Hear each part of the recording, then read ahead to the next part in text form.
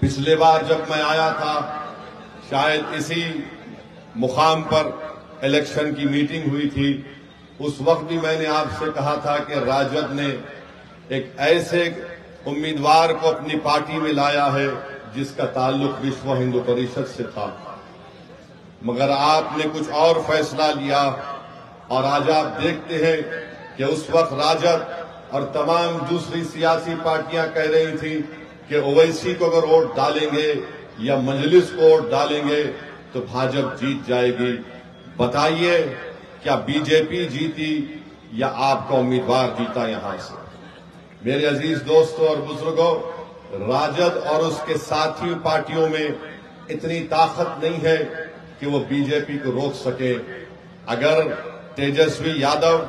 اور اس الائنس کے ذمہ دار لوگ واقعی میں بہار میں دوبارہ نریندر مودی کی پارٹی کے شخص کو مکھیہ منتری بنانے سے روکنا چاہتے ہیں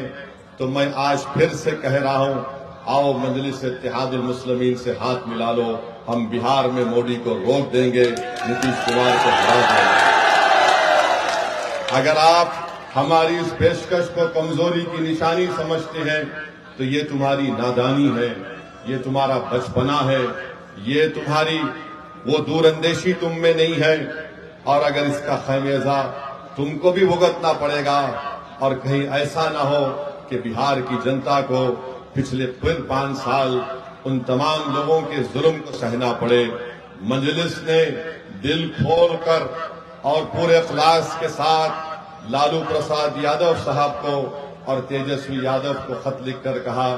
کہ آؤ ہم کو صرف 6 سیٹ دے دو، 5 ہمارے ودھائک ایم ایل اے تو پچھلی مرتبہ کامیاب ہو چکے تھے، باوجود اس کے کہ ہمارے 4 ودھائک کو راجد نے خرید لیا، ان بے ایمانوں نے اپنی ضمیر کو بیچ کر عوام کو دھوکہ دیا۔ ہم نے آگے بڑھ کر کہا کہ آؤ، مگر اگر وہ اس کی کمزوری کی نشانی سمجھتے ہیں تو اس کی ان کی نادانی ہے۔ مگر میں راجد کے لوگوں کو بتانا چاہ رہا ہوں، یہ ہاتھ جو تمہارے آگے بڑے ہیں دوستی کے لیے، یہ بھیک نہیں مانگ رہے ہیں، یہ 19% اقلیتیں اپنا حق مانگ رہی ہیں۔ اگر تم کمزوری سمجھتے ہو تو یاد رکھو یہ ہاتھ بڑے دراز ہیں، تمہارے گریبان کے تار سے بھی کھیلنے کو تیار ہیں۔